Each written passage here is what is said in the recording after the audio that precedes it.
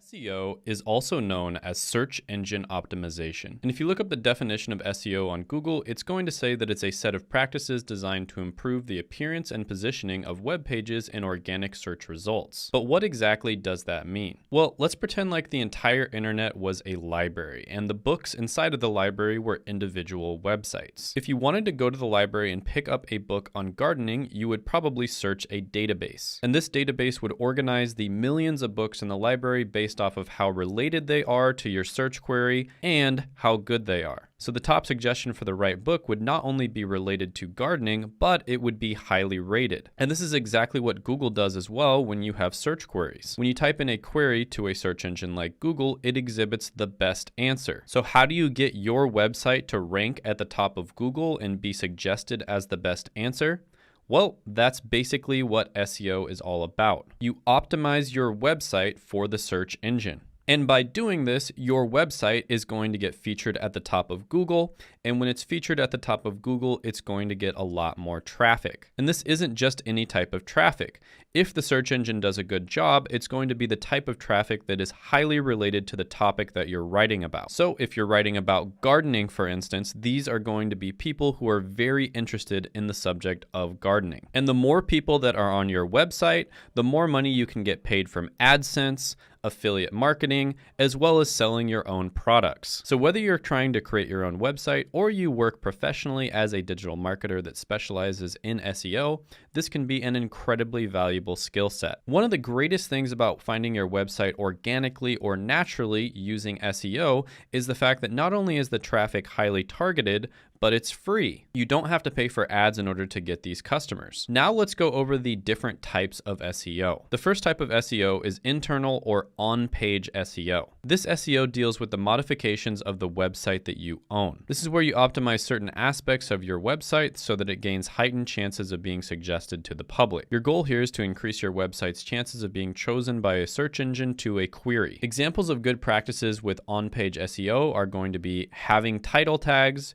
using HTML headers, having content that's relevant, having content that's high quality, using meta descriptions with your website to increase website ranking, using interlinking techniques between different articles on your website, and using your website's content to guide visitors into other content on the website itself. The second type of SEO is external or off-page SEO. Off-page SEO deals with the external factors that can affect your website's popularity. A few examples of off-page SEO are using other traffic sources to get people to your website. For instance, writing a really valuable article and then posting it on a forum to get people to view it. Another thing you could do is reach out to a famous influencer and have them shout your website out. Also having backlinks to your website from your social media and having people actually follow those backlinks to the blog itself. And then of course, having other blogs link back to your blog, especially if those blogs have high levels of authority. And authority basically means how much the blog is respected by the search engine. The third type of SEO is technical SEO.